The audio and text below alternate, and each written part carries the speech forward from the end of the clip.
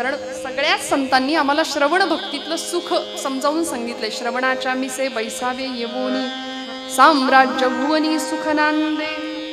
सुख सुख सुख असं व्यवहारामध्ये काहीच नसतं. आपल्याला वाटतं सुख आहे, पण सुखाचं नाणं उचलायला गेलो की दुःखाचा काटा आपोआप त्याच्या मागे असतोच. हे मात्र आम्ही सर्रास विसरून जातो. त्यामुळे सुख हे असं काहीही नसतं. प्राप्त परिस्थितीमध्ये समाधानी राहणं हीच सुखाची खरी व्याख्या आहे. प्राप्त परिस्थितीमध्ये आम्हाला समाधानी राहता येईल का, बस तेवढं जमलं की आम्ही सुखी. त्यामुळे श्रवणातलं सुख आम्हाला संतांनी वारंवार सांगितलं. माझी ज्ञानोबा माऊली, खरं तर माऊलींचा तसा स्वभाव नसताना सुद्धा ज्ञानेश्वरीमध्ये प्रतिज्ञा करतात. एक क्रांतिकारी प्रतिज्ञा माऊली करतात. तरी अवधान ऐकले दिजे, मग सर्व सुखासी पात्र होईजे. हे प्रतिज्ञोत्तर माझे उघड ऐका.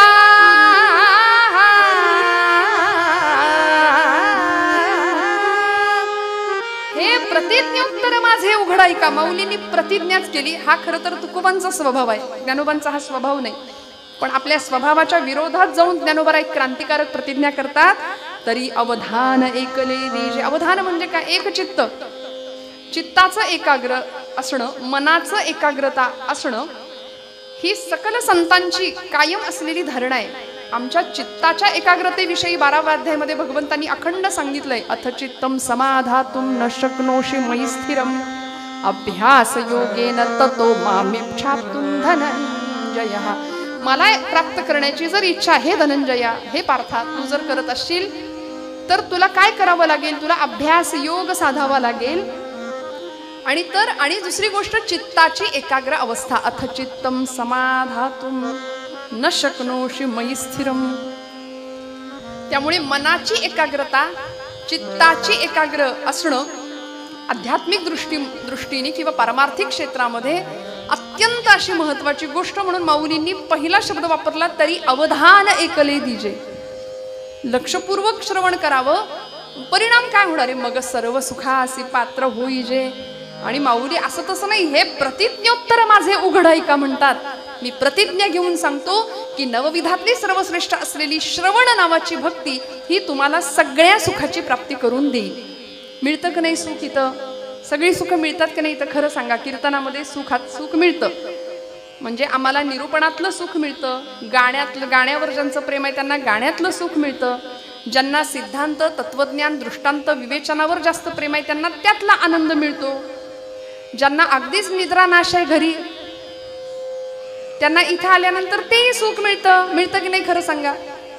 अशी लागते की नाही टाळी ब्रह्मानंदी? बरं, काही मंडळी इतकी हुशार असतात की अगदी ट्रँगल निवडून बसतात, म्हणजे बरोबर खांब असा निवडतात. म्हणजे आता इथं बसली ते अजिबात हलू नका, चांगलं टेकून बसलाय बसा, काही माझं म्हणणं नाही. पण काही मंडळी अशी जागा हेरून बसतात की आम्हाला चपला पण दिसल्या पाहिजेत, देव पण दिसला पाहिजे आणि कीर्तनकार पण दिसला पाहिजे. त्यामुळे असं आता हे इथलं नाही मी सांगत, आपण कीर्तनावर प्रेम करता म्हणून मी तुम्हाला काही म्हणत नाही. पण अनेक ठिकाणी आम्ही जेव्हा जातो ना तेव्हा असे अनुभव येतात. पण श्रवणातलं खरं सुख काय आहे? सगळ्या सुखाची प्राप्ती आम्हाला या नवविधातल्या सर्वश्रेष्ठ अशा भक्तीमधनं प्राप्त होते. काय काय मिळतं इथं? येथ मनाचा मारू न करिता, कुठल्याही प्रकारची मनाला शासन देण्याची गरज नाही. माऊली सांगतात इंद्रिया दुःख न देता, देहदंडन करायची गरज नाही, जंगलात जायची. म्हणजे कथा के लिए जाने की हमारी औकात क्या है, कथा के लिए तो वो जाते हैं जिनको बाके बिहारी बुलाते हैं. तिकडून बोलावणं यावं लागतं आणि ते आम्हाला आलंय म्हणून आम्ही इथं आहोत. एवढं कायम पक्क मनात ठेवा. मला तर कायम असं वाटतं की आपलं देवानी सिलेक्शन केलंय. देवानी प्रत्येक गोष्टीसाठी प्रत्येकाची निवड केलेली असते. इथं जी मंडळी गायन क्षेत्रातली आहेत ना त्यांनी सरळ समजायचं, माझं देवानी मला निवडलंय. हजारो माणसं आहेत, माझ्याच गळ्यात सुंदर का सूर दिला असेल तर त्याचं गुणगान गायला. वादन क्षेत्रातल्या मंडळींनी कायम लक्षात ठेवावं की मला देवानी निवडलंय. आपण सगळे इथं आहोत ना, आपलं देवानी सिलेक्शन केलंय. मी किती ठरवलं ना आज नकोच कीर्तन करायला, पण लोक आग्रह करतात कारण ती देवाची इच्छा आहे की इथं यायचं, कीर्तन करायचं, गपचूप आनंद घ्यायचा कीर्तनाचा आणि नामस्मरणाचा. त्यामुळे होय अंग हरिरूप अशी परिणती कीर्तन भक्तीतनं होते. कीर्तन चांग होय अंग हरिरूप. आम्ही आमचे राहत नाही. 2 तासाच्या कीर्तनामध्ये एक क्षण असा येतो की आम्ही आमचे राहत नाही. मग अशा अखिल कोट ब्रह्मांड नायकाच्या ठिकाणी ज्यावेळी आम्ही कृतज्ञता भावाने वंदन करतो तिथे शरण जातो. शरण कसं जायचं? अन्याश्रयाणाम त्यागहा इति अनन्यता असं म्हटलंय नारद भक्ती सूत्रामध्ये. देवर्षी नारद म्हणतात कुठल्याही आश्रयाचा त्याग आणि एकच आश्रय भगवंत चरणाचा. त्या आश्रयाजवळ जावं, अनन्य भावाने तिथं लोटांगण घालावं आणि सगळी सुख दुःख तिथं बोलावीत, तिथं सांगावीत. प्रपंचिक माणसाला सुख दुःख सांगायला जायचं नाही. जाऊ देवाची या गावा घेऊ तेथेची विसावा, तेथेची विसावा घेऊ तेथेची विसावा. जाऊ देवाची या गावा घेऊ तेथेची विसावा. हो तेथेची विसावा देव तेथेची विसावा. देवा सांगू सुख दुःख, देवा सांगू सुख दुःख देव निवारील भूक. देवा सांगू सुख दुःख देव निवारील भूक. देव निवारील भूक, देव निवारील भूक.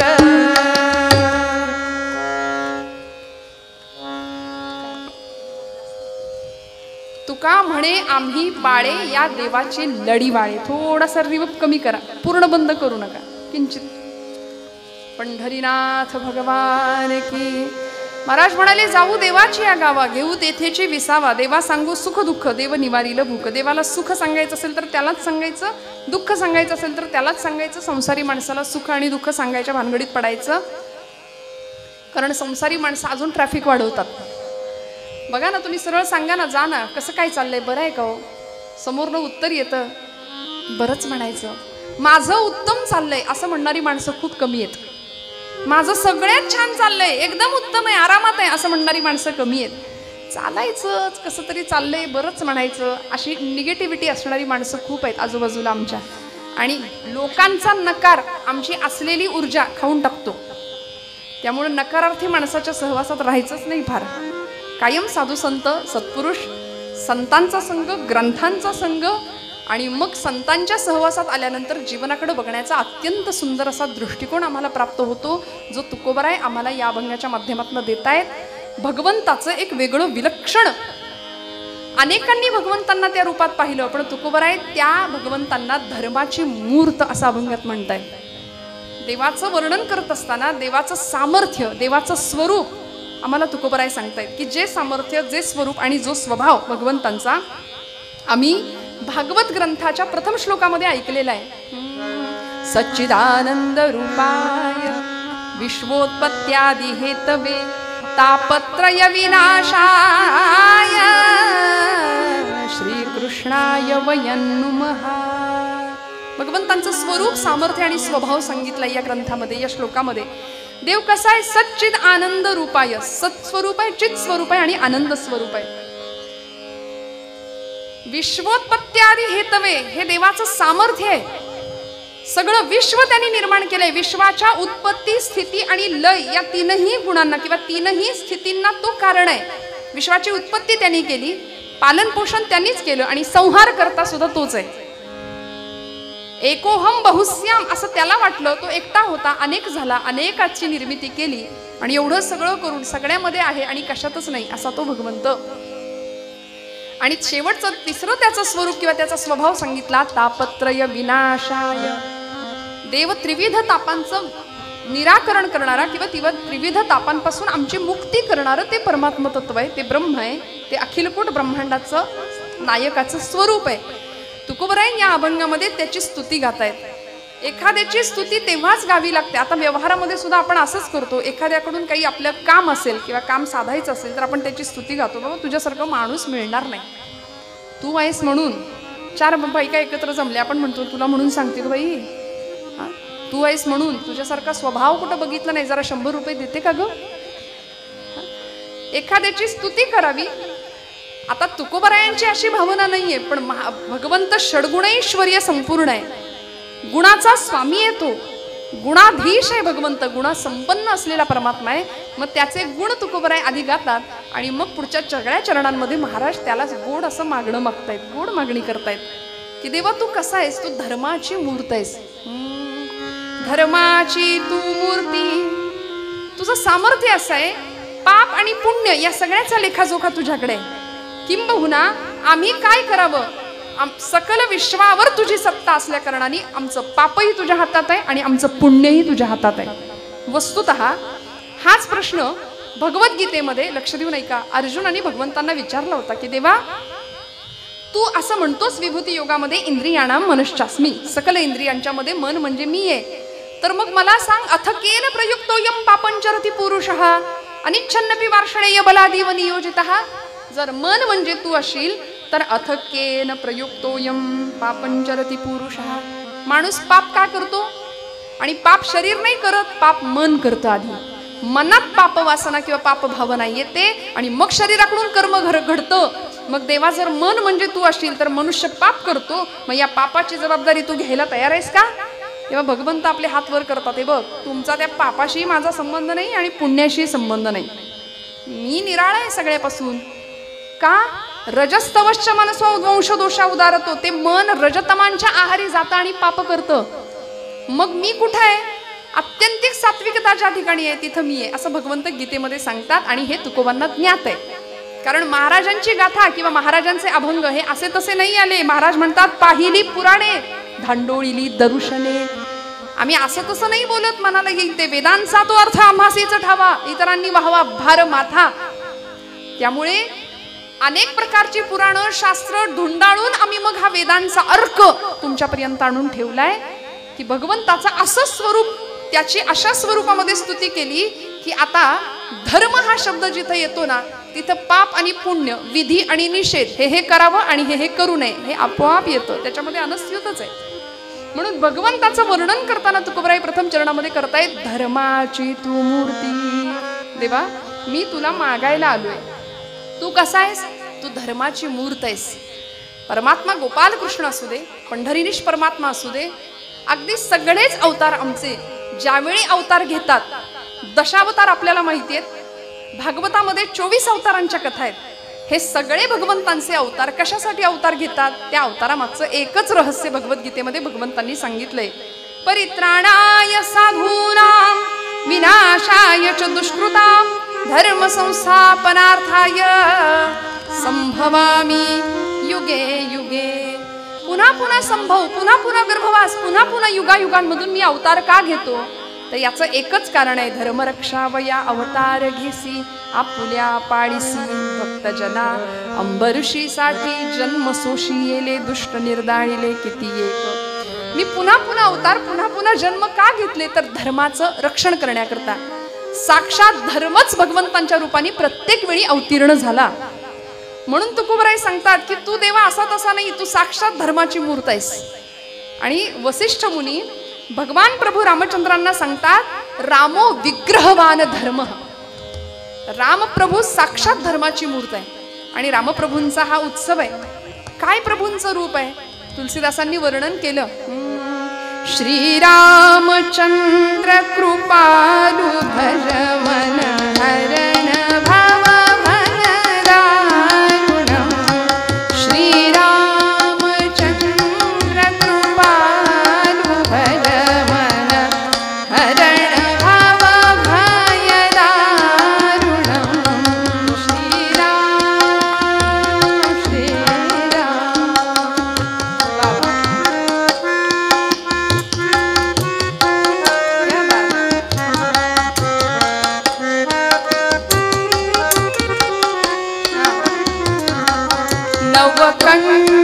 नवकंजलोचन कंज मुख पद कंज कर कंजारुणं. नवकंज लोचन कंज मुख पद कंज कर कंजारुणं.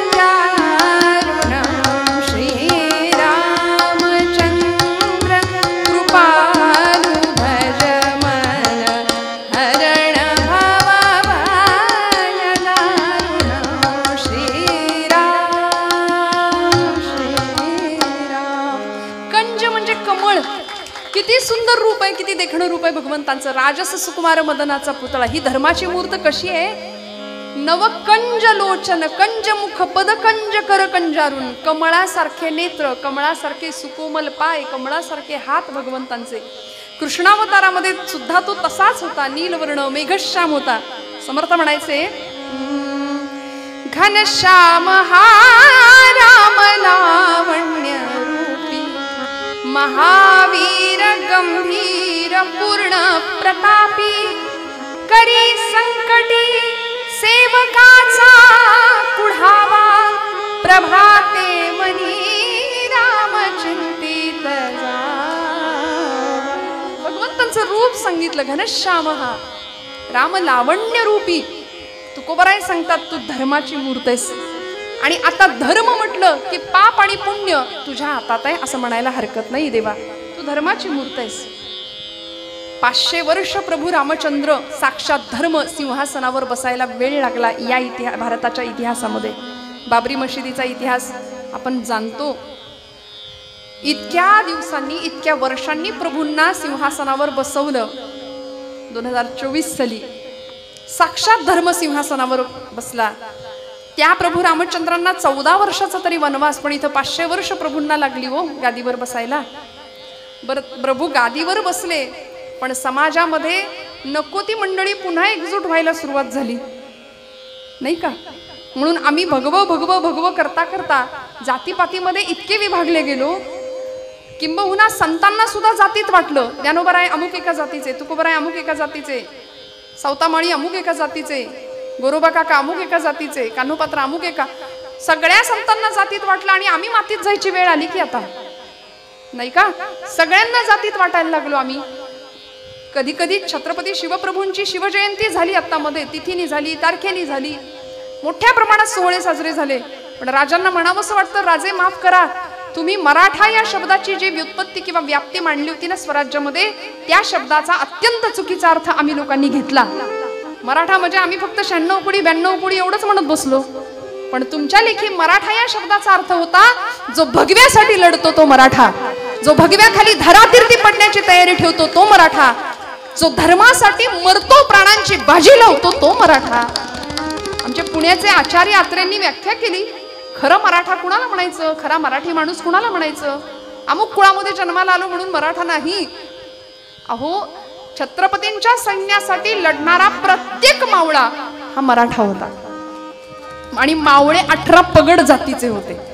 अमुकच जातीतला मावळा छत्रपतींनी हेरून नाही घेतला. 18 पगड जातीचे मावळे स्वराज्यासाठी प्राणांची बाजी लावून, प्रसंगी जीव देण्याची तयारी ठेवून एक एक रत्न हिरा माझ्या छत्रपतींनी निवडला होता. ते मराठा म्हणजे फक्त मराठा नव्हते, त्या जातीचे नव्हते. 12 मावळातले 18 पगड जातीचे सर्व लोक मावळे म्हणून आले आणि त्यांनाच समर्थ म्हणतात, मराठा तितुका मेळवावा, महाराष्ट्र धर्म वाढवावा. त्यामुळे धर्माच्या एका छताखाली ही 18 पगड जातीतली 12 मावळातली मंडळी एकत्र येतात. आत्र्यांनी सांगितलं, मराठी मराठी मराठी कुणाला म्हणायचं? ज्याला ज्ञानोबांची एक तरी ओवी पाठ आहे त्याला म्हणायचं मराठी, आहे का? ज्याला तुकोबरायांचा एक तरी अभंग पाठ आहे त्याला म्हणायचं मराठी. आणि ज्यांनी माझ्या शिवछत्रपती प्रभूंचा एक तरी गड पायाखालनं घालून आणलाय त्याला म्हणायचं मराठी. मराठीची व्याख्या आहे. मग आम्ही याच्यात बसत असू ना तर आम्ही मराठी आहोत. छत्रपतींच्या व्याख्येनुसार, समर्थांच्या व्याख्येनुसार धर्माचं एक छत्र सबंध जगावर राहावं हे हिंदू राष्ट्र आहे.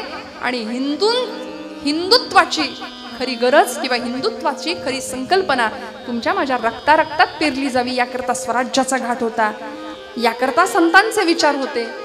आणि म्हणून तुकोबराय सांगतात, देवा धर्माची तू मूर्ती. कुठला धर्म? धर्माची व्याख्या सांगितली, धारणात धर्म संयुक्त सधर्म इति निश्चय, तस्यात धारण संयुक्त धर्मो धारयते प्रजा असं म्हटलंय. धर्मो रक्षति रक्षतः, धर्माचं जो रक्षण करतो त्याचं रक्षण धर्म करतो. धर्म प्रजेची धारणा करतो. सकाळी उठल्यापासून रात्री झोपेपर्यंत आम्ही जे जे कर्म कर्म म्हणून करतो त्याला धर्म असं म्हटलंय. विधी निषेधात्मक एक व्यवस्था आहे आपली.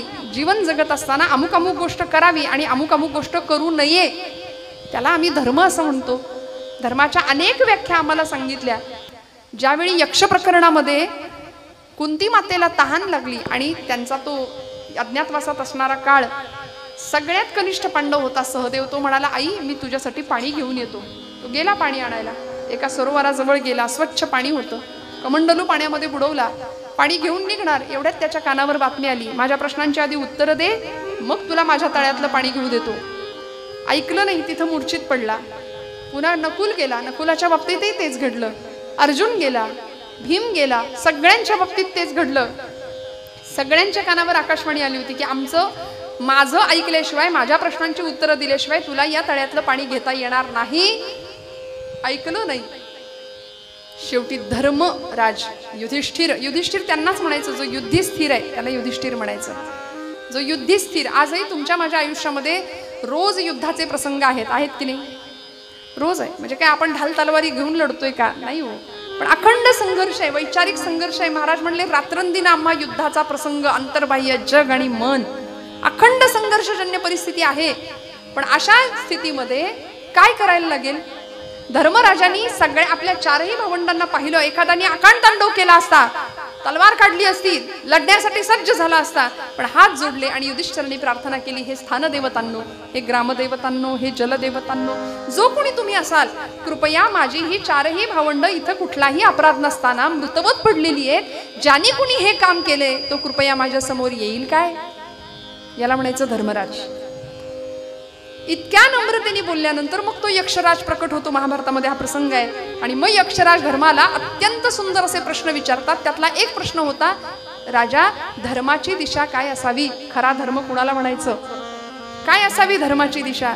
धर्मराजांनी एकाच शब्दात उत्तर दिलं होतं, धर्माची दिशा म्हणजे संत. संत आम्हाला धर्माची दिशा दाखवतात आणि संतांनी दाखवलेल्या मार्गालाच आम्ही धर्म असं म्हणतो. आज आमच्या या धर्मावरती अनेक प्रकारचे आक्रमण, हजारो वर्षांच्या परंपरेने, हजारो वर्षांचा इतिहास आहे. नुसते मुघल आले का? शक आले, हुन आले, डच आले, पोर्तुगीज आले, इंग्रज आले, मुघल आले. अनेकांनी अनेक प्रकारच्या स्वाऱ्या केल्या. सगळे लुटारू सगळं लुटून नेण्याच्या मागे लागले. पण खरी आमची भारतीय हिंदू संस्कृती नाही कुणाला नेता आली. की आमच्या रक्तात रोमात भिनलेली आहे, नाही नेता आली. का?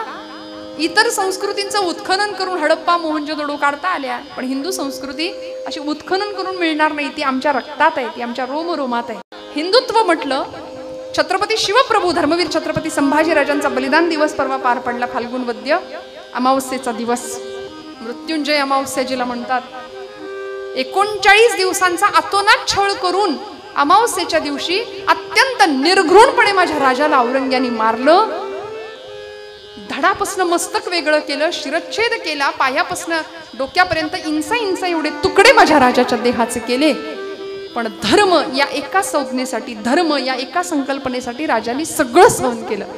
माझ्या शिवछत्रपती नावाच्या पित्यानी, माझ्या बापानी निर्माण केलेलं स्वराज्य चढतं वाढतं.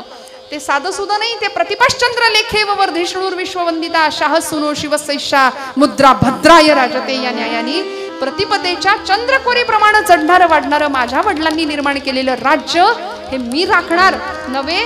पुत्र कसा होता? धर्म काय पद्धतीने रक्षण केलं असेल धर्माचं? वडिलांनी वाढवलेलं राज्य पुढच्या 9 वर्षाची फक्त कारकीर्द संभाजीराजांची, 9 वर्ष 9 महिने राज्यावर बसले होते गादीवर. या 9 वर्षामध्ये वडिलांनी निर्माण केलेलं स्वराज्य 1 नाही 2 नाही 5 पटीने वाढवलं. याला म्हणायचं पुत्र भावाईसा गुंडा, ज्याचा तिन्ही लोकी झेंडा. आमची पोरं वडिलांनी मिळवलेलं सगळं घालवतात. वडील म्हणतात आम्हाला मिळालं नाही, आमच्या पोरांना मिळावं म्हणून कमवून ठेवतो. परवा एका आजोबांना विचारलं, म्हणले एवढी चिंता का करताय तुम्ही? का बरं चेहऱ्यावर चिंता आहे? 7 पिढ्या बसून खातील एवढं तुम्ही कमवून ठेवले. ते म्हणले बाई ग, 8वी पिढी काय खायली याची चिंता लागली. आम्ही कशाची चिंता करतो? चिंता चिता समायुक्ता बिंदू मात्रम विशेषतः सजीवम दहते चिंता, निर्जीवम दहते चिता. एका अनुस्वाराचा फरक आहे. निर्जीव माणसाला जाळण्याचं काम चिता करते, सजीव माणसाला जाळण्याचं काम चिंता करते. मग ही चिंता सोडावी, परमेश्वराला शरण जावं. तुकोबराय त्याची स्तुती करतात, देवा तू कसा आहेस? तू धर्माची मूर्त आहेस. अवतार घेतला षडगुणैश्वर्य संपन्न म्हणून कृष्णावतारामध्ये ज्ञान वैराग्य ऐश्वर्य यशश्री औदार्य हे साही गुणवर्य वसती जेथ येणे कारणे भगवंत जो निसंगाचा सांगा तू तो म्हणे पार्था दत्त चित्तू होई आता. भग म्हणजे गुण आणि वान म्हणजे व्यापण. गुणांनी जो व्याप्त आहे त्याला भगवान म्हटलंय. आणि असा गुणाधीश गुणांचा स्वामी असलेला भगवंत आहे. त्याच्याकडे किती गुण आहेत? ज्ञान वैराग्य ऐश्वर्य यशश्री औदार्य. तो ज्ञानी आहे. कुठलं ज्ञान? फिजिक्स केमिस्ट्री झूलॉजी बायोलॉजी असलं ते तर होतच हो, त्याला ते तर होतच. पण आत्मस्वरूपाचं ज्ञान असणं अध्यात्मशास्त्राच्या दृष्टीने महत्वाचं आहे ना. मी कोण? स्वतःला कायम प्रश्न विचारत राहायचे. Who I am, who I am, who I am. बघा ना, विचारलं का कधी आपण स्वतःला प्रश्न, मी कोण? उत्तर मिळतं अमुक अमुक अमुक, माझं नाव, माझ्या देहाला दिलेलं नाव. मी कोण आहे? अमुक अमुक अमुक. परत एकदा विचारायचं हु आय एम. आता सांगितलं की अमुक अमुक अमुक माझं नाव. नाही, मी अमक्या अमक्याचा लेख. बर. परत विचारायचं मी कोण? मी या गावचा एक नागरिक आहे, या देशाचा एक नागरिक आहे. मी कोण? परत विचारत राहायचं. मग आम्हाला एक दिवस उत्तर मिळतं अहम ब्रह्मास्मी. मी ब्रह्म आहे, मी तोच आहे, मी त्या भगवंताचा एक अंश आहे. जे निवृत्तीनाथांना उत्तर मिळालं, जे ज्ञानोबांना उत्तर मिळालं, आम्ही चकोर हरिचंद्रमा, आम्ही कला तो पौर्णिमा, हे निवृत्तीनाथांना मिळालेलं उत्तर आहे. जे ज्ञानोबांना मिळालं अनंत वेशे अनंत रूपे देखील आम्ही त्यासी बाप रखुमा देवीवर खुण बाणली तैसी योगी या दुर्लभ तो मिया देखिला साजणी. योग्यांना दुर्लभ असलेला सुद्धा परमेश्वर निर्गुण परमात्मा तो मला बघायला मिळाला. आता धर्माला म्हणजे तुकोबरायांनी त्याला धर्माची मूर्त म्हटलंय. धर्म या संकल्पनेमध्ये देवाला ठेवलंय. धर्म म्हणजे देव, साक्षात धर्म. धर्मच अवताराला आला भगवान गोपालकृष्णांच्या रूपाने. म्हणून तर कृष्णम वंदे जगद्गुरु म्हणून रथाचं सारथ्य करत असताना धर्माचं संरक्षण करण्याकरता धर्मच स्वतःच उभा राहिला. दुर्योधनाला लाख समजावून सांगितलं होतं, बाबा रे सोड असत्याची बाजू. शिष्टाई करता गेले होते की नाही? तिथं कुठे गेले होते? आपण जागे आहेत ना सगळे? शिष्टाई करता भगवान गोपालकृष्ण गेले दुर्योधनाच्या त्या कौरवांच्या सभेमध्ये. समजावून सांगितलं, दुर्योधना पांडवांना काही नको रे बाबा, 5 गावं मावतील एवढी जमीन दे आणि रिकामा हो ना. कशाला काळजी करतोस? नको ते युद्ध. दुर्योधन म्हणतो 5 गावच काय, सुईच्या टोकावर मावेल एवढी जमीन सुद्धा पांडवांना मिळू देणार नाही. काय करायचं ते कर म्हणले कृष्णा. तुला मी धर्माच्या 4 गोष्टी सांगतोय, ऐक. दुर्योधन म्हणतो जानामि धर्मम नच मे प्रवृत्ती. मी धर्म जाणतो पण मी धर्माने वागू इच्छित नाही. माझी ती प्रवृत्तीच नाही. मी धर्म जाणत नाही असं नाही, मी धर्म जाणतो. जानामि अधर्मम नच मे निवृत्ती. मी अधर्म जाणतो पण मी अधर्म सोडणार नाही, तिकडून निवृत्ती घेणारच नाही. त्यामुळे धर्म अधर्म खरा समजावून सांगण्याकरता भगवंतालाच धर्म रूपाने अवतीर्ण व्हावं लागलं. आणि मग धर्मपालन करणाऱ्यांच्या मागे स्वतः हा धर्म उभा राहिला. धर्माचं रक्षण करणाऱ्यांच्या मागे स्वतःच धर्म रक्षण करता उभा राहिला.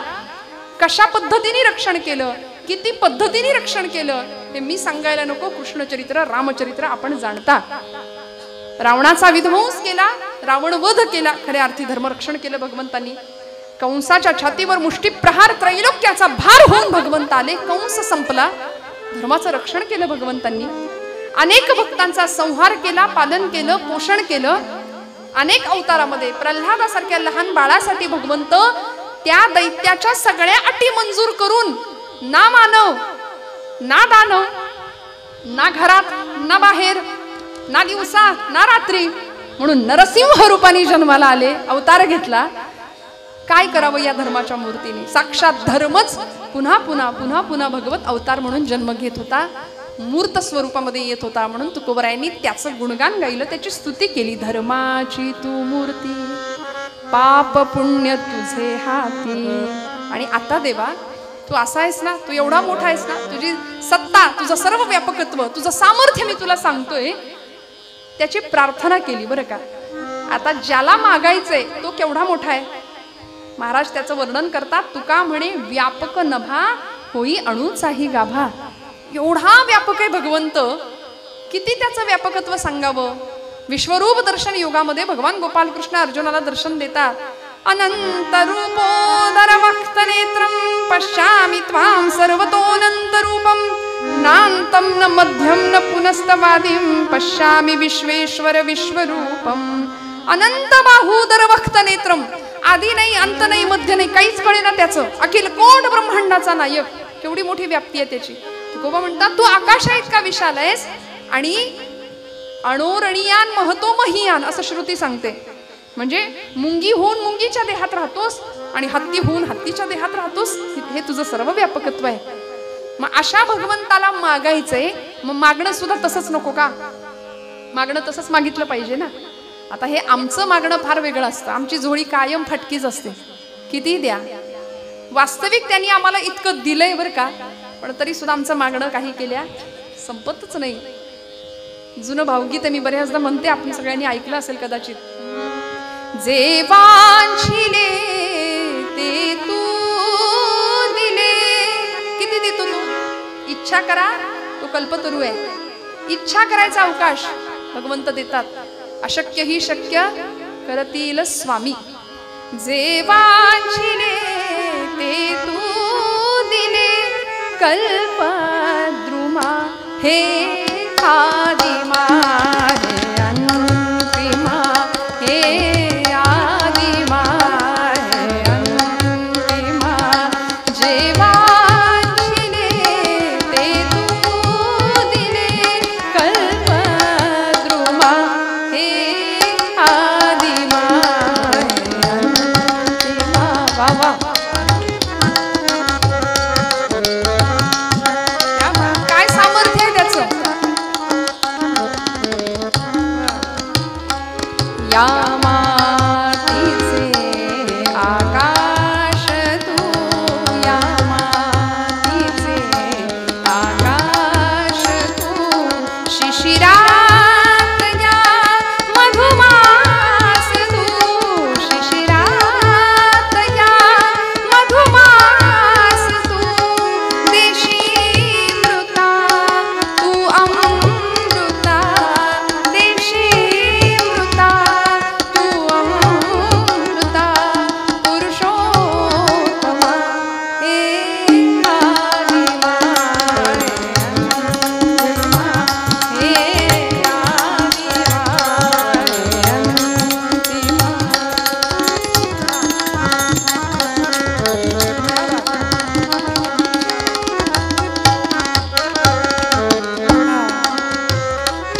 देणे तुझे तुके श्री. देणे तुझे तुके श्री. झालो ऋणी जन्मांतरी. झालो ऋणी जन्मांतरी. अपकार मी अपराध मी. अपकार मी अपराध मी. परी तू क्षमा हे आदिमा हे अंतिमा हे आदिमा हे अंतिमा हे आदिमा हे अंतिमा. दाता असलेला भगवंत आम्ही कितीही मागायला गेलो तरी आमची झोळी कायम भटकी असते. आम्हाला कितीही त्यांनी दिलं तरी सुद्धा, पण त्याच्याकडे काय मागायचं असतं. खरं सांगू का, पेशवाईतली एक गोष्ट आमचे जुने कीर्तन करणारे, ती कीर्तनामध्ये शक्यतो हा दृष्टांत बऱ्याचदा सांगायचे. पंडिती काव्य ज्याला म्हणतात बरं का, डोंगर पोखरून उंदीर काढणे, बऱ्याच जणांनी ऐकलं असेल. काय पेशवाईच्या काळामध्ये पेशवे सरकार असे निघालेत रस्त्यानी आणि थंडीचे दिवस, एक असा रस्त्यावर माणूस बसलेला आहे. आता दाता कोण आहे म्हटल्यानंतर काय मागितलं पाहिजे. तुकोबारायांना ठाऊक आहे, देणारा सर्वज्ञ सर्वसाक्षी सर्वशक्तिमान भगवंत आहे. मग त्याच्याकडं मी काय मागितलं पाहिजे म्हणून तुकोबाराय पुढचं मागणं मागतातच आहे. पण देणारा कोण आहे याची ओळख होणं फार गरजेचं असतं. मग काय मागितलं जावं. ते पेशवे असे निघाले होते रस्त्याने. एक माणूस असा थंडीने कुडकुडत त्या कठ्ठ्यावर बसलेला आणि पेशव्यांनी त्याला विचारलं, बाबा रे काही तुला हवं आहे का, काही मदत हवी आहे का. तो म्हणाला हो हो. आणि त्यांनी मागायला सुरुवात केली. येथे सह्याद्री कन्या पतिसुत ललना यौवना माझी जेव्हा. रामस्त्री नामका नात्यजुनी उरत जे पीडिते फार आम्हा. हस्ती हस्तैंद्र वृंदांतक मुख रिपुचे नाम पूर्वार्ध नाही. या लागी स्मासुतेशा अरी अनुज सखी स्वल्पही येत नाही. पंढरीनाथ महाराज की जय. आता याचा सगळ्याचा अर्थ मी थोडक्यात सांगते, आपण टेन्शन घेऊ नका अजिबात. येथे सह्याद्री कन्या पतिसुत ललना यौवना माझी जेव्हा. आता पटपट पटपट जागे असेल तर मला उत्तर द्या, ते रिवर्ब बंद करावं. पंढरीनाथ महाराज की जय. येथे सह्याद्री कन्या, सह्याद्री पर्वत आहे, पर्वताची कन्या कोण कोण बोला ना, तुम्ही जागे आहात, आपली ओळख नाही का? तुम्ही नाराज आहे का माझ्यावर? हा म्हणा ना. येथे सह्याद्री कन्या, सह्याद्री कन्या म्हणजे पर्वताची मुलगी. कुणाला म्हणता येईल? कुणाला? जी पर्वतातून उगम पावते ना, ती कोण? नदी. सह्या, याला पंडिती काव्य म्हणायचं बरं का. सह्याद्री कन्या पती सुत ललना, तिचा पती म्हणजे कोण? बोला पटपट, पूर्वरंग संपवायचंय पटकन आपल्याला. येथे सह्याद्री कन्या पती, तिचा पती समुद्र. नदी कुणाला जाऊन मिळते? समुद्राला. पती सुत, आता त्याचा पुत्र कोण? समुद्राचा पुत्र कोण? येथे सह्याद्री कन्या पती सुत. अडकली आपली गाडी इथं बरं का. आता सांगा पटकन, त्याचा पुत्र कोण? बरं जाऊ दे, आपण सगळे आपले ते दिवस आठवा बरं जुने. लक्ष्मी कौस्तुभ पारिजातक सुरा. आठवलं का आपलं आपलं सगळ्यांना? धन्वंतरी, काय पुढे? चंद्रमा.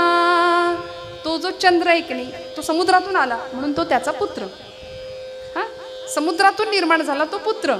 मग येथे सह्याद्री कन्या पती सुत, इथपर्यंत आलो आपण. चंद्रापर्यंत उत्तर आलं. ललना, चंद्राची ललना कोण? चंद्राची बायको कोण?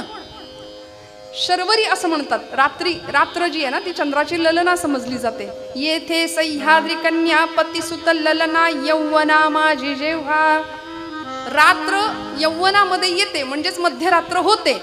पहिल्या ओळीचा अर्थ आहे मध्यरात्र झाली आहे. पहिल्या ओळीचा अर्थ आहे मध्यरात्र झाली आहे. दुसरी ओळ. येथे सह्याद्री कन्या पतिसुत ललना यौवना माझी जेव्हा. राम स्त्री नाम कानात यजुनी उरत जे पीडिते फार आम्हा. राम स्त्री, रामाची स्त्री सीता. नाम काना, सीता या नावातला एक काना आहे तो काढून टाका, काय उरतं? सीत. हा, राम स्त्री नाम कानात यजुनी उरत जे पीडिते फार आम्हा. सीत म्हणजे आता उकडते सोडून दे आपण. शीत या शब्दाचा अर्थ आहे थंडी. दुसऱ्या ओळीचा अर्थ आहे थंडी खूप वाजतीये. पहिल्या ओळीचा अर्थ आहे मध्यरात्र झालीये, थंडी खूप वाजतीये. आता हे साधं बोलता आलं असतं की नाही, पण हे पंडिती काव्य यालाच म्हणायचं. पुढची ओळ आहे. हस्ती हस्तैंद्र वृंदांतक मुख रिपुचे नाम पूर्वार्ध नाही. हस्ती म्हणजे हत्ती, हत्तींचे कळपच्या कळप. हस्ती हस्तैंद्र म्हणजे हत्तींचा तो राजा आहे ना, तो हत्तीचे कळप सुद्धा, त्यांचा वृंद म्हणजे कळप सुद्धा ज्याला घाबरून पळतात असा कोण आहे? हस्ती हस्तैंद्र, बरोबर आहे ना. सिंहाला घाबरून हत्ती सुद्धा पळतो, हत्तीचे कळप पळतात, जंगलचा राजा असलेला. वृंदांतक मुख रिपुचे. आता सिंहाचं मुख असं मुख आहे असा कोण आहे? हस्ती हस्तैंद्र वृंदांतक मुख, सिंहाचं मुख आहे असा कोण आहे? आता मगाशी ज्याचं उदाहरण सांगितलं, नर सिंह भगवंत आपले. हस्ती हस्तैंद्र वृंदांतक मुख रिपुचे.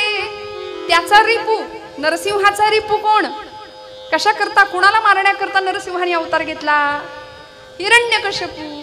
नाम पूर्वार्ध नाही म्हणजे हिरण्य आणि कश्यपू या नावातला पूर्वार्ध नाही. पूर्वार्ध म्हणजे हिरण्य, हिरण्य काढून टाकलं.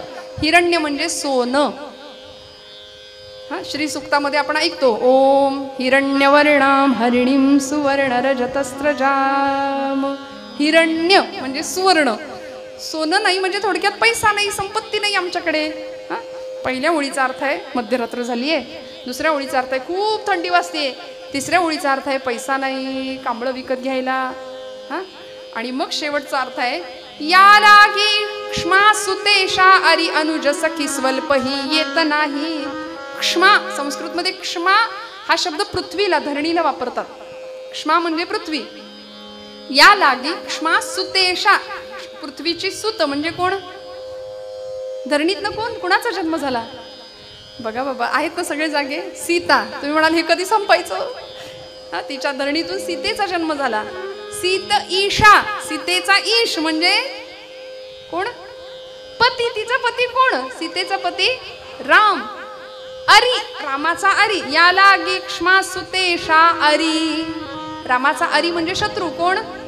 रावण. अनुज रावणाचा अनुज. अनुज म्हणजे धाकटा भाऊ कोण? कुंभकर्ण. चालेल ना कुंभकर्ण. अनुज सखी आणि त्याची सखी कोण? कुंभकर्णाची सखी निद्रा. कायम तो निद्रेत असायचा ना. स्वल्पही येत नाही. पंढरीनाथ महाराज की हुश झाले एकदाची. या लागी क्ष्मा सुतेशा अरी अनुज सखी स्वल्पही येत नाही म्हणजे झोप येत नाही. पहिल्या ओळीचा अर्थ आहे मध्यरात्र झाली आहे. दुसऱ्या ओळीचा अर्थ आहे थंडी खूप वाजते. तिसऱ्या ओळीचा अर्थ आहे पैसे नाही आहेत कांबळं विकत घ्यायला. आणि चौथ्या ओळीचा अर्थ आहे त्यामुळे झोप येत नाही. मग ते पेशव्यांनी त्याचं ते ऐकलं आणि ते म्हणले याची बुद्धिमत्ता किती मोठी आहे. वा वा वा. कांबळं तर दिलंच पण कांबळं नावाचं गावच इनाम म्हणून त्याला देऊन टाकलं. अहो मागणारं कोण आहे देणारं कोण आहे याची जाणीव ठेवावी आणि त्यानुसार मागणं मागावं. तुकोबरायांनी दाता किती सर्वश्रेष्ठ आहे किती श्रेष्ठ आहे त्याच्याकडे पाहिलं आणि मग मागणं मागतात. धर्माची तू मूर्ती पाप पुण्य तुझे हाती. आणि मग मागणं मागतात देवा काय देशील? मज सोडवी दातारा कर्मापासून दुस्तरा. देवा द्यायचंच असेल तर असं दान दे किंवा असं इच्छा पूर्ण कर की या कर्मबंधनामध्ये मी अत्यंत वाईटरित्या फसलोय. मला या कर्मबंधनातनं सोडव. या संसार बंधनातनं मला सोडव. आणि आमच्या सगळ्या दुःखाला कारण जर कुठलं असेल ना तर आमचं कर्म. जे कर्म आम्ही अनेक जन्मांचं फळ म्हणून घेऊन आलोय गाठोडं घेऊन आलोय. प्रत्येक जण या कर्माचं गाठोडं घेऊन इथं आलाय. हे कर्म तुम्हाला मला कुणालाच नाही चुकलं. या कर्माचे भोग भगवंताला सुद्धा नाही चुकले तर आपण कोण? मग काय करायचं इथं येऊन? आणिले बांधून सारे आणिले बांधून सारे ते इथे भोगायचे ते इथे भोगाय सारा संभवोनी राम हृदयी घ्यायचे.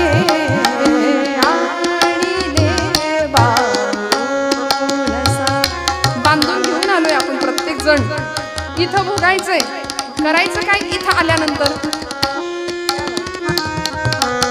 आशा तृष्णा मोह सारे पाश हे तोडायचे. काय ते कर्तव्य माझे भार हे राखायचे. राम रंगी रंगोनी स्वानंद भुवनी जायचे. आणिले बांधून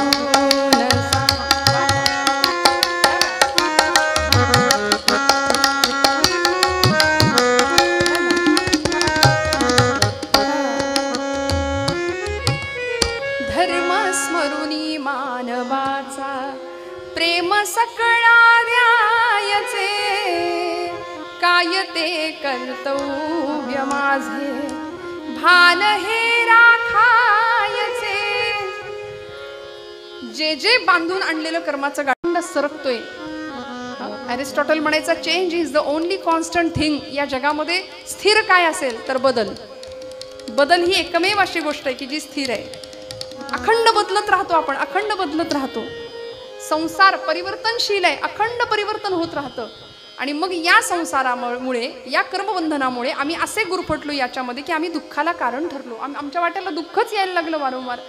साधी गोष्ट आहे. आम्ही संसाराला धरलंय की संसाराने आम्हाला पकडलंय?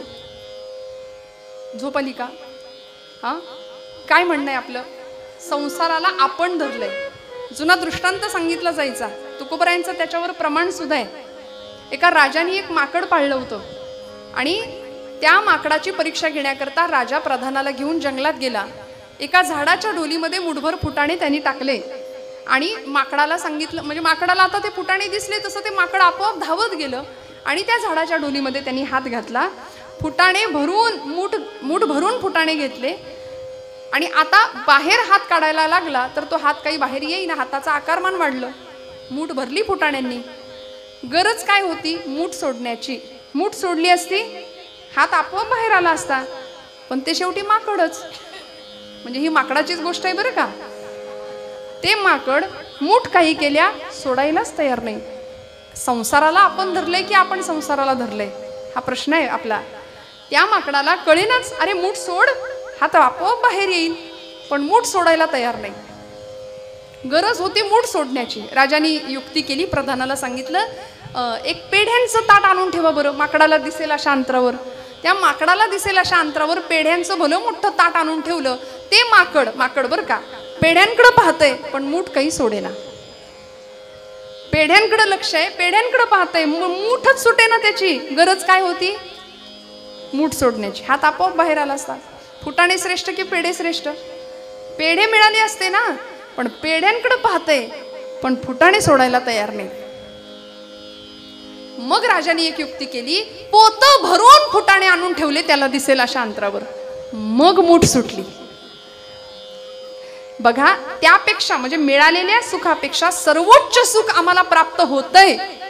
नश्वर अशा प्रापंचिक सुखापेक्षा साक्षात भगवत परमात्म्याचं सुख संतांनी आम्हाला दिलंय. सर्व सुखाचे आगर बाप रखुमा देवी बरो. तुका म्हणे माझे हेच सर्व सुख पाहिन श्रीमुख आवडीने. सगळं सुख तिथं विटेवर वाट पाहतय ना आपली, हे कळतंय, पण मूठ सुटेना माकडाची, पण मूठ सुटेना. आपल्या सगळ्यांची मूठ सुद्धा अशीच आपण आवळून धरली आहे ना. संसार सुटत नाही. कर्मबंधनामध्ये इतके अडकलो, कर्माचे भोग भोगतोय, पण हे कर्मभोग सुद्धा शिथिल करण्याचे काम परमात्मा करू शकतो. या कर्मबंधनातनं सुद्धा सुटका करण्याचं काम परमात्मा करू शकतो. म्हणून तुकोबराय सांगतात, दुस्तर असं कर्मबंधन माझ्या मार्गात आलंय, त्या कर्मबंधनातनं माझी मुक्तता कर परमेश्वरा. मज सोडवी दातारा कर्मापासून दुस्तरा. करिसी माझा अंगीकार. मला स्वीकार भगवंता, माझा अंगीकार कर. जसा गणिका असलेल्या कान्होपात्रेचा सुद्धा तू अंगीकार केलास. ध्रुव बाळाला, प्रल्हादाला, सुदाम्याला सगळ्यांना जवळ केलंस. एका कुब्जेला सुद्धा तू कृपा केलीस. अनेक भक्तांचा उद्धार केलास. तसा माझा सुद्धा अंगीकार कर. आणि मग तुकोबराय सांगतात, जीवीच्या जीवना तुका म्हणे नारायणा. पंढरीनाथ भगवान की. तू माझ्या जीवाचा सुद्धा जीव आहेस. जीवीच्या जीवना, माऊलींची सुद्धा विरहिणी आहे. जीवीची या जीवा, प्रेम भावाची या भावा. तुझ वाचुनी केशवा बडे. जीवीची या जीवा, जीवीची या जीवा, प्रेम भावाची या भावा. जीवीची या जीवा, जीवीची या जीवा, प्रेम भावाची या भावा. जीवीची या जीवा. अतिशय सुंदर असं भगवंताचं आणि आपलं नातं तुकोबराय सांगताय. तू माझ्या जीवाचा सुद्धा जीव आहेस भगवंता. माझ्या आतमध्ये असलेली चैतन्य शक्ती की जी तू आहेस, तुझ्यामुळं मी चालतोय, बोलतोय, हसतोय. श्रोते हो, हे सगळं असावं जीवनामध्ये. परमेश्वराचा अत्यंत सुंदर असा वरदहस्त कृपाहस्त असावा. भगवत स्वरूप, भगवत विचार जर आमच्या जीवनाला त्याचा स्पर्श असेल ना. बघा ना, कपडे फाटले तर शिवता येतात, विचार फाटके असतील तर काय करायचं? कुठे शिवाल? किती टाके घालायचे? सगळ्या आयुष्याच्या चिंध्या व्हायला काय वेळ लागतो? त्यामुळे विचार समृद्ध जीवन असावं. आणि मग संयम, संस्कार, कौशल्य, ज्ञानदृष्टी या सगळ्याचाच परिपाक जीवनामध्ये व्हावा, परिपोष जीवनामध्ये व्हावा आणि मग जीवन असं समृद्ध एका विशिष्ट दिशेला उंचीवर जाऊन पोहोचावं. ते कसं होतं, ते कुणाचं होतं, उत्तर रंगामध्ये बघूया. पूर्व रंगात मी इथे थांबते. झालेल्या घेतलेल्या अभंगाचा एकदा आठव आणि मग उत्तर रंगाला सुरुवात.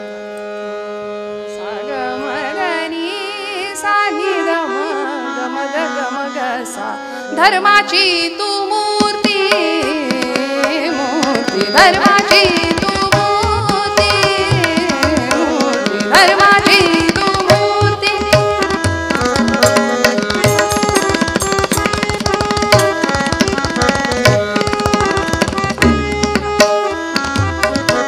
धर्माची तू मूर्ती, धर्माची तू मूर्ती,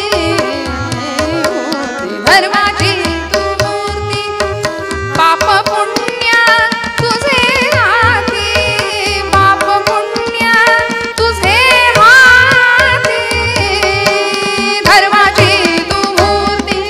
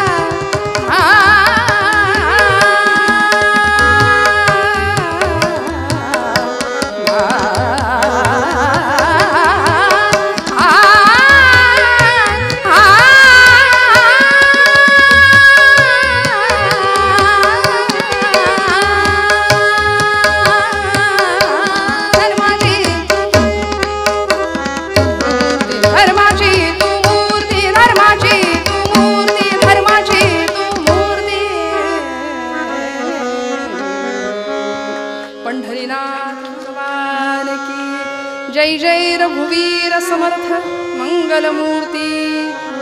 गोड भजन करूया सगळ्यांनी. हाताने टाळी, मुखाने मस्त खणखणीत आवाजामध्ये नाम. सगळे तयार आहेत? एकदम रिलॅक्स बसा, काही टेन्शन घेऊ नका. 11:30च्या पुढे नेत नाही, काळजी करू नका. चालेल ना? एकदम ताठ बसा. ज्यांना असं वाटतं आपण तरुण आहोत त्यांनी ताठ बसा, म्हणजे मी आपलं जरा जपून बोलते. आणि खणखणीत सगळं टेन्शन, सगळा ताप, सगळं फ्रस्ट्रेशन काही क्षण बाजूला सोडा. मस्त हाताने टाळी. जी टाळी जन्म मरणाते टाळी, म्हणून कीर्तनी वाजवा शुद्ध टाळी. कीर्तनातली टाळी जन्म मरण टाळते, अनेक आधिव्याधी टाळते. त्यामुळे खणखणीत टाळी, खणखणीत नाम, सगळ्यांचा आवाज. भजन सोपं सांगते. विटेवरी उभा कटेवरी हात, पूर्ण ब्रह्म हा पंढरीनाथ. विटेवरी उभा कटेवरी हात, पूर्ण ब्रह्म हा पंढरीनाथ. बोला. विटेवरी उभा कटेवरी हात, पूर्ण ब्रह्म हा पंढरीनाथ. विटेवरी उभा कटेवरी हात, पूर्ण ब्रह्म हा पंढरीनाथ. विटेवरी उभा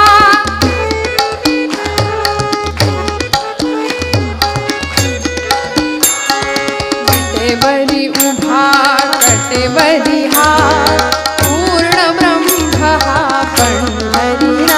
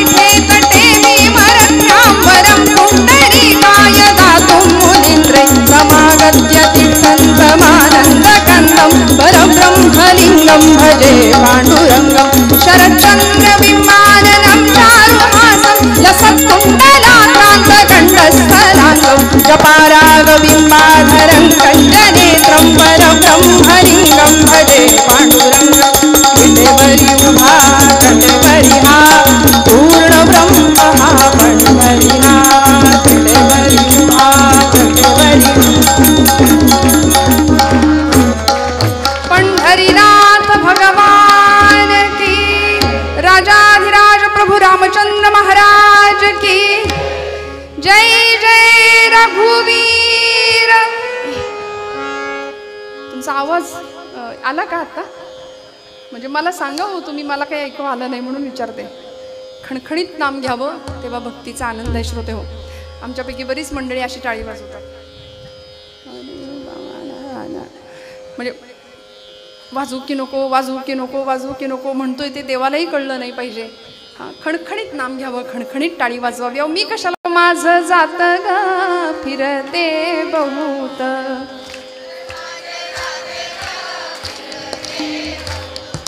सुंदर माझे जाते ग फिरते बहुत.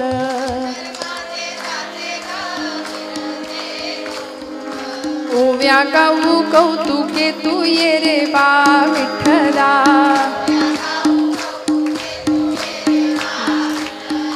बघा कसे आमचे पुरुष वर्ग मंडळी. तुम्हाला म्हणायला सांगितली हे म्हणजे आमचं काहीच काम नाही. तुम्ही म्हणा याचा अर्थ तुम्हाला काही लगेच कोणी दळण नाही आणून देणार दळायला.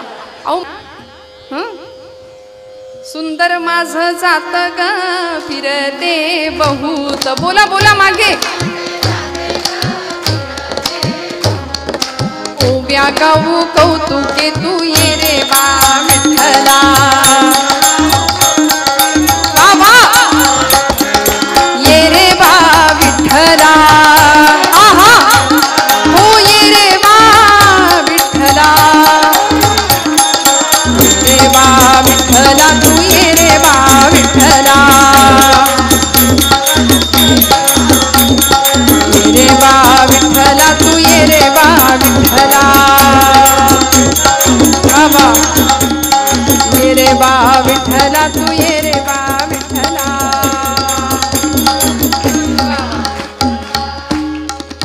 असा प्रपंच, अध्यात्माचा स्पर्श असलेला प्रपंच करायला काय हरकत आहे? जनाबाईंचा होताच नव्ह. 14 माणसांचं दळण रोज दळायच्या. त्या हातामध्ये जातं असायचं, काम असायचं आणि मुखात अखंड नाम असायचं. आपण जर चपाती भाकरी भाजी करताना इथं केल्याची किंमत नाही, खाल्ल्याची किंमत नाही, गिळा एकदाशी असं करून जर वाढलं तर खाणाऱ्याला तुम्ही बासुंदी वाडा, श्रीखंड वाडा, आम्रखंड वाडा, काही त्याचा अर्थ नाही.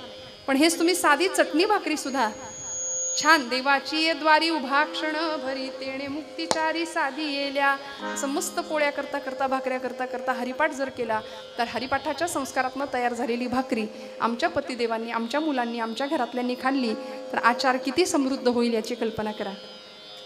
अन्नात जायते बुद्धी म्हटलंय. जसं अन्न तशी बुद्धीच घडेल, निर्माण होईल. त्यामुळे तुमच्या माझ्यावर खूप मोठी जबाबदारी. येथ वडील जे जे करीती तया नाम धर्म ठेविती त्याची येर अनुष्ठिती सामान्य सकल. मोठ्या माणसांवर प्रचंड मोठी जबाबदारी आहे. येणारा पुढचा काळ अत्यंत भीषण आणि भयावह आहे आमच्या लेकरांसाठी. लेकरं संख्येने कीर्तनाला सुद्धा कमीच दिसतात. तरुण पिढी कीर्तनाला संख्येने तुलनेने कमी दिसते. त्यामुळे येणारा काळ अत्यंत भयान भीषण आहे. याकरता आम्ही जागरूक असणं, सजग असणं अत्यंत महत्त्वाची, काळाची खूप मोठी गरज आहे श्रोते हो. धर्मस्वरूप परमेश्वराला भजणं आणि त्याच्याकडं जे मागायचंय तेच मागणं. बघा तो दाता आहे, तो द्यायला बसलाय, पण काय मागायचं याचा विवेक आम्हाला संत चरित्र आणि महापुरुषांची, सत्पुरुषांची चरित्र शिकवतात. महाभारतातला असाच एक प्रसंग आहे. माझ्या हातातल्या उर्वरित वेळेमध्ये सांगण्याचा प्रयत्न करते. नारदीय पठडीचं एक खूप सुंदर आख्यान आहे. आपण सगळ्यांनी कधीतरी कदाचित ऐकलंही असेल. अर्थात नवीन काहीच नसतं, सगळंच सगळ्यांनी ऐकलेलं असतं बऱ्यापैकी, कारण तुम्ही बहुश्रुत आहात, सगळ्यांचं ऐकता. पण अतिशय सुंदर अशा पदांच्या माध्यमातून जुन्या कीर्तनकारांनी बहार आणि रंगवलेलं असं हे आख्यान आहे. महाभारतातली अशी एक व्यक्ती आहे की ज्या व्यक्तीची भक्ती ही जगाला दाखवण्याकरता नव्हती, जगाला दिसणारी नव्हती, पण परमात्मा गोपालकृष्णाला मात्र प्रिय होती. असे राजा शंतनूचे आणि गंगेचे पुत्र, गंगापुत्र पितामह भीष्म, गांगेय असं त्यांचं नाव, देवव्रत असं त्यांचं नाव. पितामह भीष्म भगवान गोपालकृष्णांची निस्सीम भक्ती करावी, जगाला दाखवणारी भक्ती नव्हती, वरवर दिसायला साथ होती अधर्माची. हस्तिनापूरच्या सिंहासनाशी एकनिष्ठ असलेले पितामह भीष्म प्राण गेला तरी चालेल पण सिंहासनाशी असलेली निष्ठा सोडणार नाही अशी प्रतिज्ञा केली होती. भीष्म प्रतिज्ञा होती. अधर्म समोर घडताना पाहत होते पण तरी सुद्धा कुरुकुलाची, कौरव पक्षाची साथ सोडली नाही पितामह भीष्मांनी. पण हृदयामध्ये मात्र अधिष्ठान अखंड धर्माचं.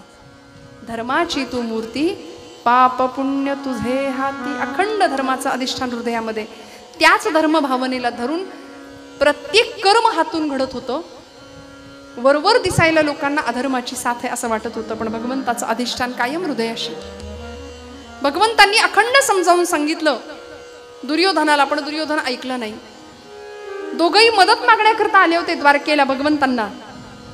दुर्योधन सुद्धा आला होता आणि अर्जुन सुद्धा आला होता. युद्धासाठी मदत पाहिजे भगवंता तुझी.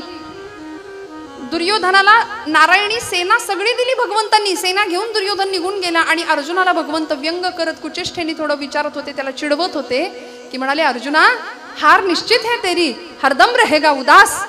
अरे माखन तो दुर्योधन ले गया, केवळ छास बची तेरे पास.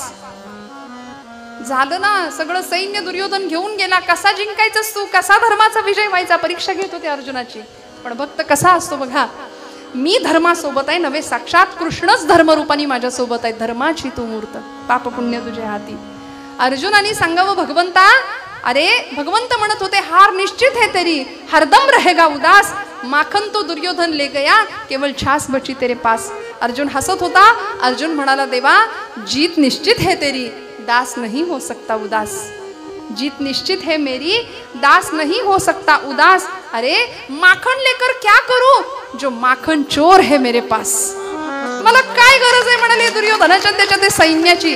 जाऊ दे ना, मरू दे तिकडं, पण तू जिथे आहेस ना तिथे धर्म आहे. धर्म जिथे आहे तिथं विजय आहे. धर्माचं रक्षण केलं की धर्म आपला रक्षण करणार आहे. आणि हे जे कुरुक्षेत्रावर होणार आहे ते धर्माचं युद्ध होणार आहे. इथं तू आहेस म्हणजे धर्माचा विजय आहे. देवा इतका विश्वास भगवंतावरती. शिष्टाई करता गेलेले भगवंत अर्जुनाला दुर्योधनाला खूप समजावून सांगत होते, पण ऐकलं नाही. शेवटी धर्मयुद्ध निश्चित झालं. कुरुक्षेत्रावर रणसंग्राम सुरू झाला. कौरवांची सेना पांडवांची सेना सज्ज झाली. भगवंतांची नारायणी सेना कौरवांच्या बाजूने लढतीये. स्वतः अखिल कोट ब्रह्मांडाचा नायक अर्जुनाच्या रथाचं सारथ्य करतायत. अर्जुन, पार्थ, धनंजय हातामध्ये शस्त्र घेऊन लढण्यास सिद्ध आहे.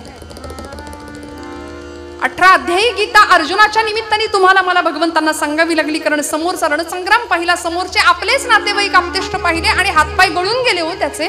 हातात शस्त्र गळून पडलं आणि म्हणाला, देवा सिदंती मम गात्राणी मुखंच परिशिष्यती. माझे हातपाय गळून पडले, शस्त्र गळून पडते, घशाला कोरड पडली, मी करू लढू तरी कसा. आणि असा गर्भगळीत झालेला अर्जुन, त्याला भगवंत सांगतात, हतो वा प्राप्सेसी स्वर्गम जित्वा वा भोक्षसे महिम. रणांगणावर धारातीर्थी पतन पावलास तर अर्जुना स्वर्गात जाशील, आणि जिंकलास तर धर्माचं राज्य आहे ते तुझं हे लक्षात ठेव. प्रचंड मोठी ताकद अर्जुनाला मिळाली गीतेच्या माध्यमातून. आणि शेवटच्या अध्यायात अर्जुन सांगतात, नष्टो मोह स्मृतिर्लब्धा तत्प्रसादान मयाच्युता स्थितोस्मी गतसंदेह करिष्ये वचनम तव. सगळा संदेह संपला देवा, आता लढायला सिद्ध आहे मी. आणि मग लढाई सुरू झाली. धर्मयुद्ध सुरू झालं. 5ही पांडव 100 कौरवांना भारी पडत होते, कारण धर्म साक्षात लढत होता या बाजूने. अधर्माची साथ कोणीच नव्हतं देत. आणि अशा वेळी 9 दिवस झाले आज युद्धाला सुरू होऊन. 9 दिवस आणि 9व्या दिवशीची संध्याकाळ. कुरुकुलाचे म्हणजे कौरवांचे सेनापती पितामह भीष्म कौरवांच्या बाजूने लढतायत, आणि इकडे अर्जुन उभा आहे भीष्मांच्या विरुद्ध लढण्याकरता. म्हणजे आजोबा आणि नातू यांच्यात युद्ध चालू आहे. अर्जुनाने काही क्षणाच्या पराक्रमाने सगळ्यांचे डोळे दिपवून टाकले आणि सगळ्यांना खात्री वाटली की अर्जुनाचा विजय होणार. पितामह भीष्म आज संपणार बहुतेक, पण ते इच्छामरणी होते. पितामह भीष्म संपणार अशी खात्री सगळ्यांना वाटावी. अर्जुनाने 1.5 घटकेमध्ये बाणांची अशी काही झाडी लावली पितामहांच्या अंगावरती. सर्वांगाला जखमा झाल्या, सर्वांगामध्ये बाण घुसलेले, एक एक बाण असा बाजूला काढत होते. रक्तबंबाळ झालेला देह.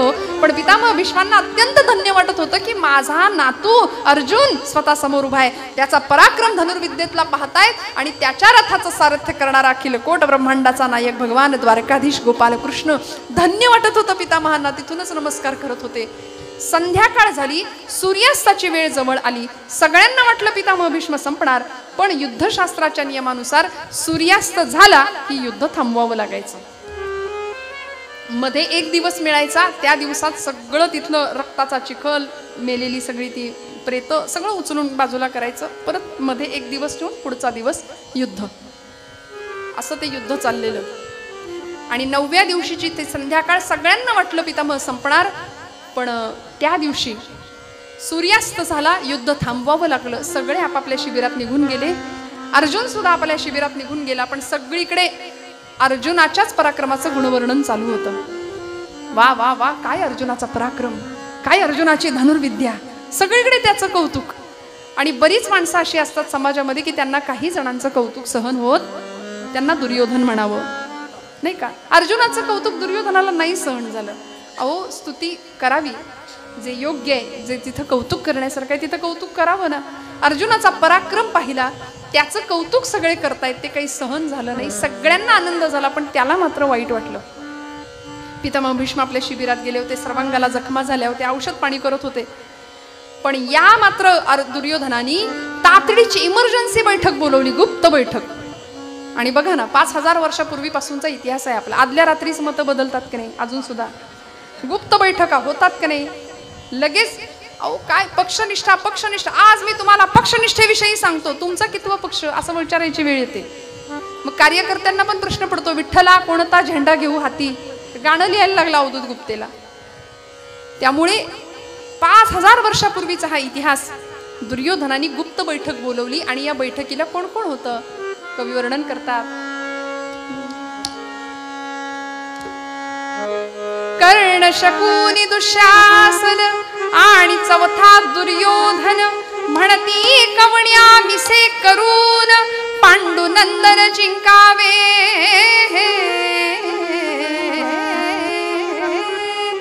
4 जण बैठकीला बसलेत. कोण कोण आहेत? कर्ण, शकुनी, दुःशासन आणि चौथा दुर्योधन. 4 जण. आपल्याकडे चौकडी असते, तिला काय म्हणतात, जाऊ दे ना, मी कशाला बोलू.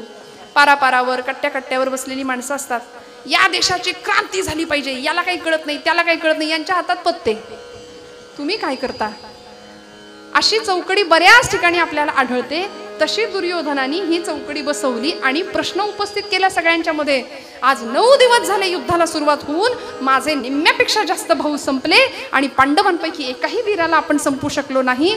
तेव्हा या युद्धामध्ये पराभव कुणाचा होणार, या युद्धामध्ये विजय कुणाचा होणार, असा दुर्योधन प्रश्न उपस्थित करतोय. कुणीच काही तिथं बोले ना, पण एक जण हसले. ते होते शकुनी मामा. ते हसले आणि ते नुसते शकुनी नव्हते होते, अपशकुनीच पात्र होतं ते महाभारतातलं, आपल्या सगळ्यांना माहिती.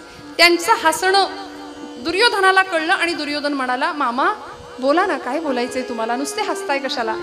काही जणांचं हसणं सुद्धा सूचक असतं बघा. बोला, नुसते हसू नका, बोला.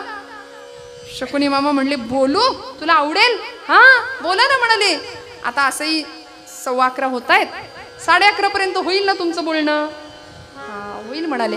मग बोला, पटकन बोला, काय बोलायचंय तुम्हाला. शकुनी मामा म्हणले, दुर्योधना, अरे फसलायस लेका, तू फसलायस, तुझ्या बरोबर कपटाने व्यवहार केला जातोय, तुला कळत नाही.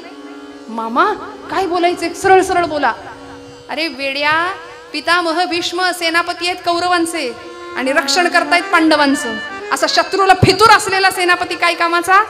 सेनापती बदल पहिला, सेनापती बदलू आणि सेनापती बदलून सेनापती करू कोणाला, करू कौरव सेनेचा. शकुनी मामा म्हणताय, दुर्योधना तुला एवढं कळत नाही का रे, एवढं कळत नाही. कोण आहे तुझ्या शेजारी बसलेला, जरा बघ, किती निष्ठावान आहे तुझ्याशी. प्राण गेले तरी चालतील पण तुझ्याशी असलेली निष्ठा सोडणार नाही, त्याला कर सेनापती. कोण होता शेजारी. हा कर्ण तुझा प्रिय सखा, हा कर्ण तुझा प्रिय सखा, असता धरितोसी व्यर्थ काळजीला. यत शक्ती किती वर्णू, यत शक्ती किती वर्णू, भीतो मनी आणि ताची काळजीला. रामा रामा रामा हरे हरे रामा रामा रामा रामा हरे हरे रामा रामा रामा रामा सीतापते रामा रामा रामा रामा रमोत्तम रामा रामा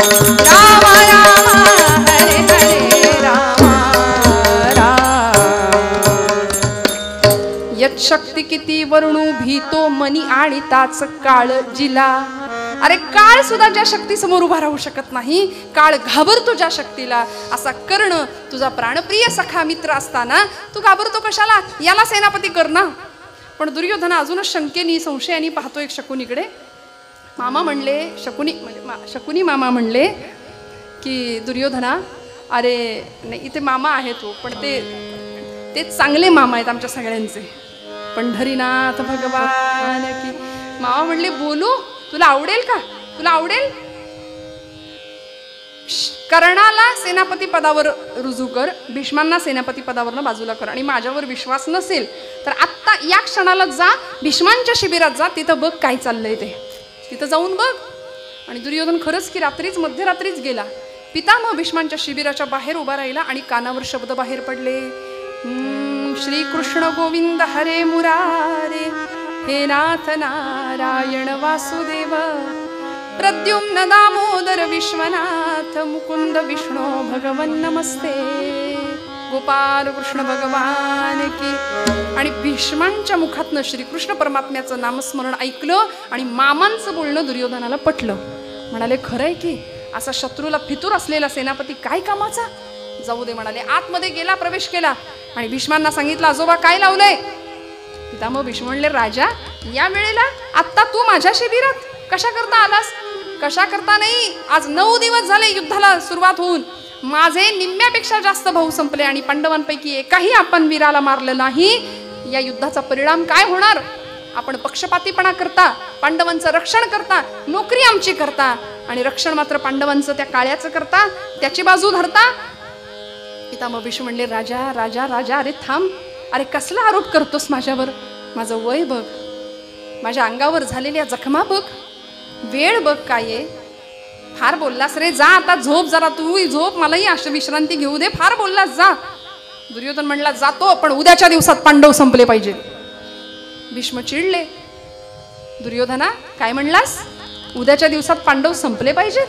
अरे पांडवांना संपवणं, विजय मिळवणं हे काही माझ्या हातचं आहे? आणि त्यांच्यावर विजय मिळवण्याकरता आजपर्यंत तुझं केलेलं कर्म काय आहे की तुला जय मिळावा? आजपर्यंत केलेलं कर्म आठव. सत्याची बाजू आहे तुझी, धर्माची बाजू आहे तुझी. दुर्योधन म्हणतो, ते काही मला माहिती नाही, उद्याच्या दिवसात पांडव संपले पाहिजेत. पितामह भीष्म म्हणतात, दुर्योधना असले आरोप करतोस ना माझ्यावर? अर्जुनाच्या बाणांनी जेवढ्या जखमा झाल्या नाहीत ना, तेवढ्या जखमा तुझ्या शब्दांच्या बाणाच्या होत आहेत मला. आणि खरंय श्रोते हो, शब्दाची जखम शस्त्राच्या जखमेपेक्षा भयानक असते. शस्त्राची जखम भरून निघते, पण म्हणून शब्दांनी कुणाला दुखवू नये असं म्हणतो ना आपण. शब्दांनी कुणालाच नाही दुखवायचं. भीष्म म्हणे रे राया, लागती वाग्बाण काळ झाला की, समरी श्रम आता तुझ वदता फार काळ झाला की. जा जा, उशीर झालाय म्हणाले, आता बोलू नकोस काही, जा. निघाला. उद्याच्या दिवसात पांडव संपले पाहिजे, त्याचं आपलं तेच टुमणं. भीष्म संतापले. थांब म्हणाले. काय म्हणालास? उद्याच्या दिवसात पांडव संपले पाहिजे? ठीक आहे, उद्या हा भीष्म तरी तुमच्या मार्गात बाजूला होईल, नाहीतर पांडव तरी स्वर्गवासाला जातील. शपथ घेतो, प्रतिज्ञा करतो म्हणाले. उदयी कमारीन पंडू नंदना, नाही तरी देईन आपुले प्राण,